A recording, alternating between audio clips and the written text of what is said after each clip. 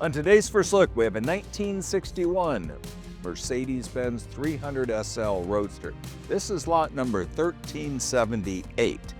This Mercedes-Benz 300SL Roadster is powered by the correct 3-liter M198 fuel-injected inline 6-cylinder paired to a 4-speed manual transmission. And this is one of approximately 250 examples produced in 1961.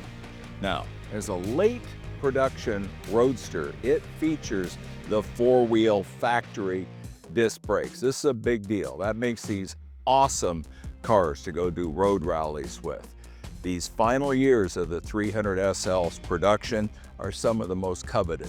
The car is an exceptional, well-documented from new, and retains the matching numbers on the chassis, engine, transmission, and the rear differential, the body and steering box, and axles as well. This U.S. specification car has factory equipment and includes a Becker Mexico AM/FM radio with a Hirschman power antenna, the soft top, removable hardtop, and the optional factory sport wheels.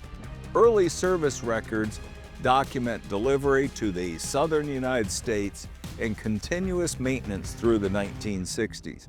In 2014, the car was finished in a Mercedes-Benz factory blue color offered during the late 1960s. It was later entrusted to Coachworks Restoration of Victoria, British Columbia, Canada for an extensive body-on restoration with nearly $400,000 of documentation and receipts that include a full rebuild of the M198 engine, complete drivetrain, brakes, suspension, exhaust overhauls, interior is retrimmed, bright work has been refinished, and refinishing of the matching hardtop, followed by road testing and break-in. The car is accompanied by extensive records detailing its ownership history and restoration work.